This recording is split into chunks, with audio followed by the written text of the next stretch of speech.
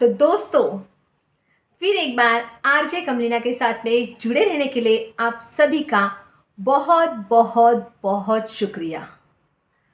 दोस्तों, कई बार ऐसे होता है कि हमारे जो घर के बड़े बुजुर्ग होते हैं वो हमसे कोई बात में रोक टोक करते हैं, लेकिन पता नहीं हम वो बातों को टाल देते हैं या फिर इग्नोर करते हैं। लेकिन कई बार ऐसा होता है कि हम उनकी जो बातें हैं, उनके अनुभव की बातें होती है, वो हम सुनने से जो मना करते हैं उसका कई बार भुगतान हमें भुगतना पड़ता है। ऐसी ही एक कहानी, जो सच्ची कहानी है, जो किसी ने मुझसे शेयर की हुई है, आज मैं आपसे कहना चाहती हूँ। लेकिन उन्होंने कहा है कि आप ये कहानी ज़रूर बताइए, लेकिन प्लीज़ कहीं पर मेरा नाम मत लीजिए। तो मैं उनका नाम न लेते हुए ये कहानी फिर से शुरू कर रही हूँ। कहानी है शीला की। शीला एक नवविवाहिता है। शादी के बाद पग फेरे वगैरह करके आने के बाद किसी के शादी में जाने के लिए वो तैयार होती है। शादी में गांव देहात में जाना होता है। तो गांव देहात में ऐसे होता है कि शादी के 4-5 दिन पहले से ही प्री वेडिंग की जो फंक्शंस होते हैं वो स्टार्ट हो जाते हैं। तो ये ज़माना 90s का है। तो उस ज़माने में शादियाँ वगैरह बड़ी लंबी चलती थी। तो इस ज़माने में जो है शीला गांव देहात में जाने के लिए रेडी होती है। उनकी जो घर में जो बड़ी दादी वगैरह होती है वो बोलती है कि नहीं, आप मत जाओ शादी में, अभी अभी आपकी नई नई शादी हुई है। लेकिन ये कैसे वेल एजुकेटेड फैमिली से, वेल डू फैमिली से होने के कारण उसका था कि मतलब उनके घर घर के सभी का कि नहीं, ऐसा कुछ नहीं होता है। अब ये लोग हनीमून पे जाते हैं, यहाँ जाते हैं, वहाँ जाते हैं, तो ये तो शादी में जाना है, फंक्शन में जाना है, तो उसमें कौन सी बड़ी बात है, तो हम इसे लेके जाएंगे। तो शीला भी चली जाती है उनके साथ में। तो वो वहाँ पे हर फंक्शन में पार्टिसिपेशन करती है। जो पड़ा सो काम वो करती है। सभी को वो बहुत भाती है, क्योंकि नवविवाहिता होते हुए भी वो इतनी अच्छी तरह से घुल मिल जाती है। तो सभी शीला शीला शीला करके उसके आगे पीछे दौड़ते हैं, उसको इन्वॉल्व करवाते हैं हर चीज़ में। शीला थी भी होशियार, तो जिसके कारण सभी उसको पसंद करने लग जाते हैं। अब क्या होता है गांव देहात में, आप देखो कि उस ज़माने में मोबाइल वगैरह नहीं हुआ करते थे, और फोटोग्राफर वगैरह भी बहुत काफ़ी दूर दूर तक होते थे। तो गांव देहात में बहुत कम, रेयरली कोई फोटोग्राफर पहुंचता था। तो इस शादी में, ऐसे शादियों में क्या किया जाता था कि कैमरा खरीदो, या फिर कैमरा अपने पास है तो उसमें रोल डालो और फ़ोटो खींचो, ये होता था। तो उस ज़माने में वो जो दूल्हा था वो थोड़ा शहर में रहने वाला था। तो जिसने अपनी शादी के लिए एक नया वाला कैमरा ख़रीदा था, कुछ रोल वगैरह लेकर वो गाँव गया था। अब जो कैमरा चलाना वगैरह जो है, एक तो शीला के पति को आता था, या फिर शीला को, या फिर दूल्हे को आता था, बाकी किसी को नहीं आता था। अब जो शीला का पति था वो बाहर के काम की वजह से वो बाहर ही ज़्यादा करके रहता था, तो फंक्शंस वगैरह में वो पूरे टाइम अटेंड नहीं कर पाता था। और जो दूल्हा था वो खुद की शादी में कैसे फ़ोटो खींचे, तो वो नहीं खींच पाता था। तो अब ये जिम्मेदारी किस पे आई थी? शीला पे। शीला को कहा गया था कि उस दूल्हे ने कहा था कि देखो, ये बहुत महंगा मैं लेके आया हूँ कैमरा, और आप एक काम करना, शादी के हर फंक्शंस की फ़ोटो जो है वो आप खींचना, किसी और के हाथ में कैमरा नहीं देना। शीला ये काम बहुत बखूबी से निभा रही थी। वो हर एक फंक्शन के छोटी मोटी रस्मों के फ़ोटो खींच रही थी। तो शादी से पहले उनके पास एक रिवाज था कि जागरण, रात में पूरे जागरण होता है, जो रिलेटिव्स को बुलाया जाता है, पूजा पाठ होती है, और उसके बाद में एक लंगर तोड़ा जाता है, और जिसके बाद में एक प्रसाद वगैरह, लंगर तोड़ने से पहले प्रसाद गांव देवता को चढ़ाया जाता है। ये पूरी रस्में होती है। तो ये सब रस्में चल रही थी। लंगर टूटने वगैरह वो तो सुबह सुबह होता है, बाकी सब जागरण चालू था। और फिर प्रसाद निकाला गया, और वो नदी के किनारे एक जगह पे, जहाँ पर गांव के देवता या फिर जो भी कहते हैं उनको चढ़ाने के लिए सब लोग जा रहे थे। दूल्हा, दूल्हे के साथ में एक 10-12 लोग, और फोटोग्राफर के तौर पे जो शीला है वो उनके साथ जा रही थी। अब शीला जा रही थी तो शीला एक तो नई नवेली दुल्हन थी, जो हल्दी के वजह से, मतलब एक 10-12 दिन, उसकी शादी को बस 10-12 दिन ही हुए थे, तो वो खुद बहुत खूबसूरत लग रही थी। तो एक अलग अट्रैक्शन था उसके चेहरे पे, तो सभी को मतलब वो भाती थी। अब शीला को कहा गया कि ये फ़ोटो खींचने का काम आप करोगे, एक काम करना, आप आगे जाके फ़ोटो खींचो तो फ़ोटो सही से आएगी, जो रस्म है उसकी फ़ोटो सही से आएगी। तो शीला ने कहा ठीक है। शीला आगे बढ़कर फ़ोटो खींच रही थी। वो फ़ोटो खींच ही रही थी तो अचानक से पता नहीं उसको क्या हुआ, वो अचानक से चिल्लाने लगी, वो हंसने लगी, वो ज़ोर ज़ोर से रोने लगी। उसने कैमरा फेंक दिया और दौड़ते दौड़ते भागते भागते वो गिर पड़ी। गिरने के बाद बेहोश हो गई। किसी को कुछ समझ में नहीं आ रहा था कि क्या हो रहा है। शीला ऐसे क्यों चिल्लाई, क्यों वो रोने लगी, क्यों हंसने लगी और क्यों भाग रही थी। शीला बेहोश हो चुकी थी। सबने उसके चेहरे पे पानी छिड़का, उसको उठाने की कोशिश की, लेकिन शीला न उठी। फिर उसके पति को बुलाया गया। पति और बाकी सब लोगों ने उसको उठा के घर लेके गए। घर लेके जाने के बाद में वहाँ पे सभी लोग व्यस्त हो गए कि शीला को क्या हुआ, क्या नहीं हुआ, उसकी देखभाल में लग गए। फिर वहाँ एक साइड में पूजा अर्चना सब चल रही है बाहर, और ये शीला अंदर बेडरूम में सोई है। सुबह 4 बजे के करीब, क्योंकि यह हादसा जो हुआ था ये रात को 10 बजे हुआ था, सुबह 4 बजे के करीब शीला को होश आना शुरू होता है।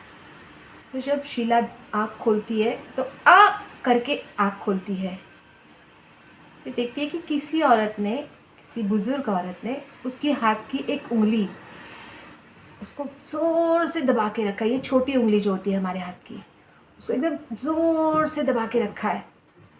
वो हाथ छिटक देती है कि अरे मेरे हाथ में ऐसे क्यों दबा रहे हो आप इतना ज़ोर से।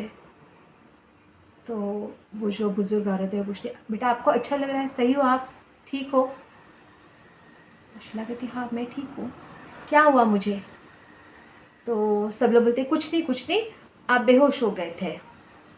तो शीला बोलती है ठीक है, लेकिन मैं बेहोश क्यों हुई, मुझे कुछ समझ में नहीं आ रहा है। आपको कुछ याद है? सब ऐसे उसको पूछ रहे थे कि आपको कुछ याद है, क्या हुआ, आप ऐसे क्यों रिएक्ट कर रहे थे, आप रो क्यों रहे थे, आपने कैमरा कहाँ पे फेंका, आपको कुछ पता है? तो शीला नहीं, ये सब बात मैं नहीं जानती हूँ, ऐसे शीला ने कह दिया। अब उसके बाद में फिर सब लोग ठीक है बाबा अभी ये ठीक है। तो पूजा अर्चना वगैरह हो रही थी। उस टाइम पे लंगर भी टूटा। लंगर टूटते समय ही शीला उठी थी। फिर लंगर के बाद में क्या हुआ, जो खाना वाना जो होता है वो सब में खाया। वहाँ पे ऐसे होता है कि लंगर से पहले, लंगर टूटने के बाद में सभी के लिए भोजन होता है, प्रसाद ग्रहण होता है, तो सभी ने किया। शीला को भी मंदिर में वहाँ पे जहाँ पे पूजा हो रही है वहाँ से तिलक लगाया गया। शीला ने उस टाइम पे एक ऑब्जर्व किया था कि उसके ऊपर से 3-4 नींबू उसके बेड के पास पड़े हुए थे, कोई नारियल पड़ा हुआ था, उसके ऊपर हल्दी कुमकुम लगाया हुआ था, और उसके माथे पे भी किसी ने तिलक सा लगाया हुआ था। उसको कुछ समझ में नहीं आ रहा था कि ये सब क्या है। उसने अपने सास से पूछने की कोशिश की, लेकिन सास ने भी कह दिया कि नहीं बेटा आप बेहोश हो गए थे, तो आपको होश में लाने की कोशिश हो रही थी। शीला बोली ठीक है। अब शादी वादी हो रही थी, शादी दूसरे दिन शादी थी, ये लोग शादी में चले गए। तो उस समय भी उस बुज़ुर्ग औरत ने जिसने उनकी उंगली पकड़ के रखी थी, उन्होंने शीला से कहा कि बेटा आप गजरा वजरा मत लगाना और सेंट वेंट मत लगाना, और शादी में जा रहे हो आप, ये गांव देहात का रास्ता है, तो प्लीज़ आप ऐसा कुछ मत करना। तो उसकी सास ने बोला छोड़ो कुछ नहीं होता है, ये क्या बकवास बातें सुन रहे हो, हम शहर में रहते हैं और अभी नई नवेली दुल्हन है, हाँ, तो वो अगर नहीं लगाएगी तो कौन लगाएगा। तो उसको तैयार रेडी करने के लिए उसकी सास ने बोला नहीं आप अच्छे से तैयार हो जाओ, कोई इशू नहीं। फिर उन्होंने कहा, जो वहाँ पे जो बुज़ुर्ग महिला थी उन्होंने कहा कि कम से कम अक्षता, ये जो महाराष्ट्रियन शादी थी तो हम जैसे पग फेरे वगैरह सब होते हैं फेरे, तो उससे पहले अक्षता डाली जाती है। हम लोग जैसे फूल डालते हैं वैसे चावल की अक्षता डाली जाती है। तो वो अक्षता जब डाली जाएगी तब उस समय आप मंडप में मत रहना। तो शीला की सास ने भी और शीला ने भी बोला चलो ठीक है, इतना तो हम कर सकते हैं, ये 5 मिनट्स का प्रोग्राम होता है, इसमें मैं बाहर रह सकती हूँ। तो वो बाहर थी। अब शादी के पूरे फंक्शन में उसने फ़ोटो खींची, सब सब नॉर्मल चल रहा था। शादी होने के बाद में शीला और उसके ससुराल वाले अब शहर लौट चुके थे। सब नॉर्मल था, कोई टेंशन की बात नहीं थी। लेकिन जैसे जैसे अमावस्या नज़दीक आ रही थी, वैसे वैसे शीला के स्वभाव में परिवर्तन आ रहा था। वो काफ़ी चिड़चिड़ी हो गई थी।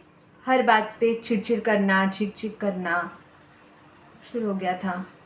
पता नहीं उसपे बहुत सारे चेंजेस आ रहे थे।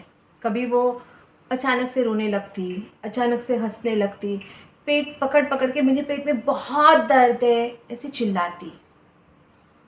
उसके ससुराल वालों को समझ में नहीं आ रहा था। उसको डॉक्टर के पास मतलब लेके गए थे और डॉक्टर को भी कुछ समझ में नहीं आ रहा था, सब तो नॉर्मल था। फिर ये ठीक है, 4-5 दिन के बाद में फिर पूर्णिमा, पूर्णिमा के टाइम पे भी उसको वैसे ही हो रहा था। ये अमावस्या पूर्णिमा कम से कम महीनों तक ये किस्सा चालू था। साल हो गया।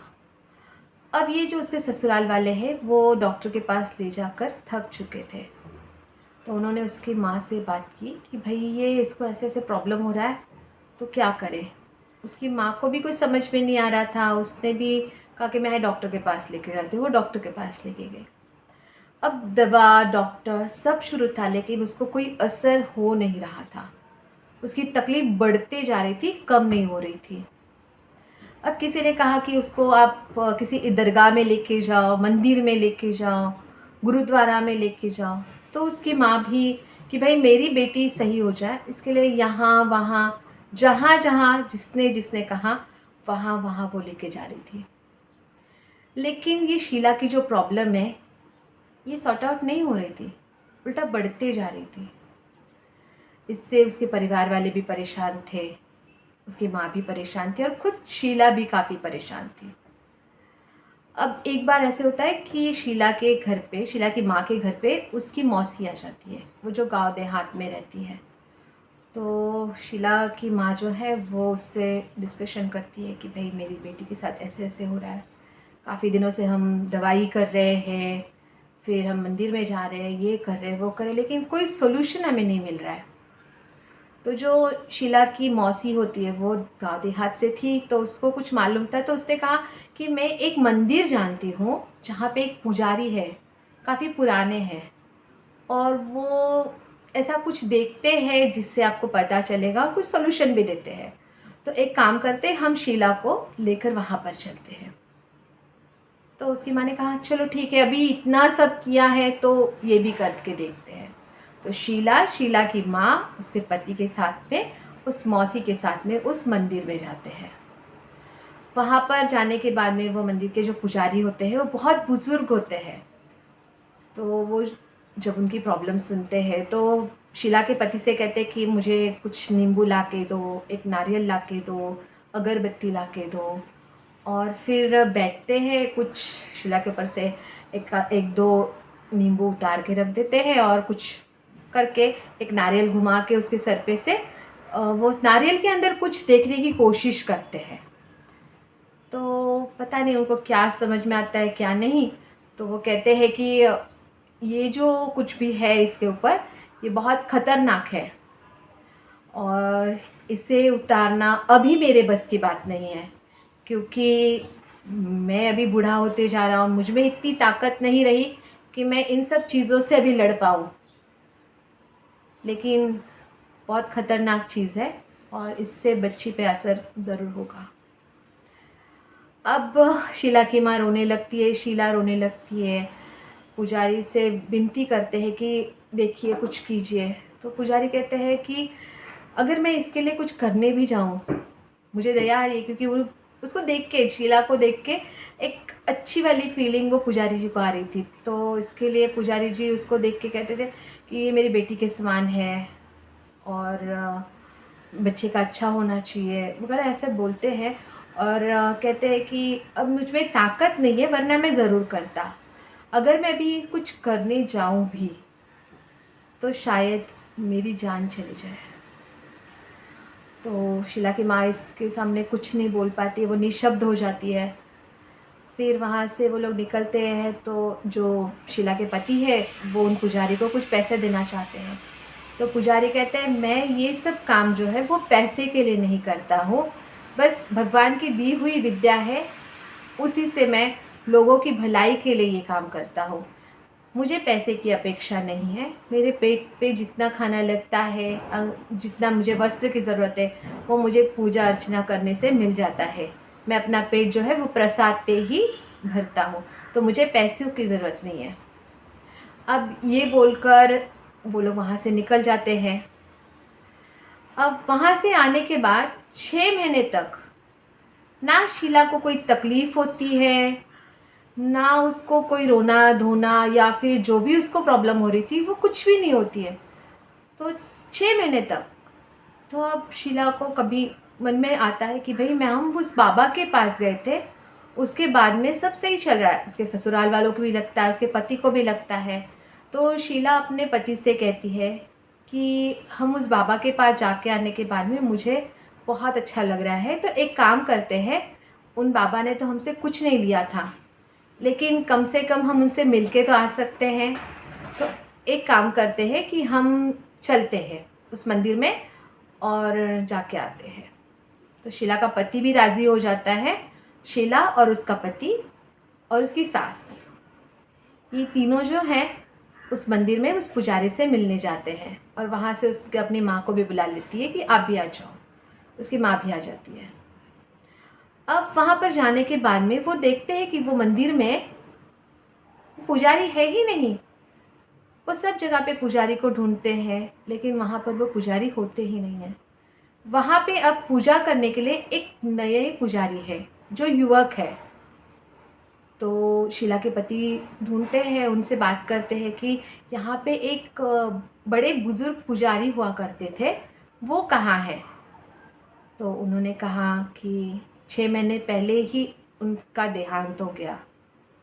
तो वो सुन के शीला के पति और शीला और सभी को बहुत धक्का लगता है कि अभी तो हम 6 महीने पहले यहाँ पर आके गए थे। तो शीला के पति ने पूछा कि कैसे कैसे हुआ ये सब।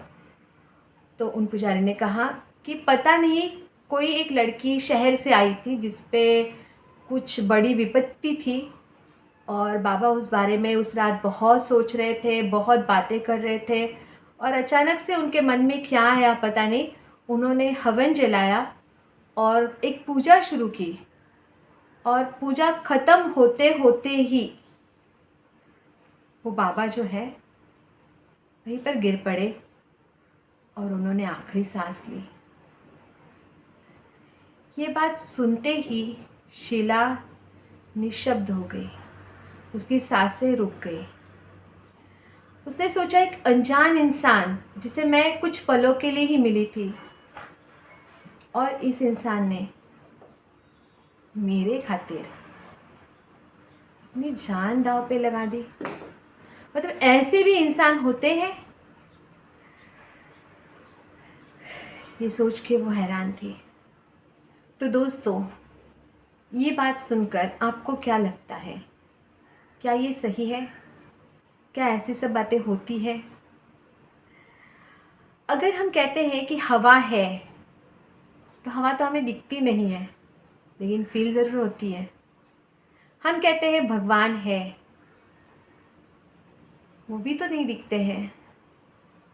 तो जैसे पॉजिटिविटी होती है, वैसे नेगेटिविटी भी तो होती है जो हमें दिखती नहीं है। तो जो ये बड़े बुज़ुर्ग होते हैं, ये अगर हमें कुछ सलाह देते हैं कि ऐसा मत करो, वैसा मत करो, ये मत करो, तो उनके भी कुछ अनुभव के बोल होते हैं जो हम अपने विज्ञान की दृष्टि से देखते हैं और उसे मानने से इनकार करते हैं। मैं ये नहीं कहूँगी कि हम इन सब अंधविश्वास पे विश्वास रखें। जो ऐसी कुछ बातें होती हैं वो हमें विश्वास करने पर मजबूर कर देती है। तो दोस्तों, देखिए, आपको क्या लगता है? आपको क्या लगता है इस बारे में कि ये बात सही है, गलत है, विश्वास है, अंधविश्वास है? आप मुझे कमेंट बॉक्स में ज़रूर बताइए। तो फिर मिलते हैं एक नई सच्ची कहानी के साथ, आरजे कमलीना के साथ।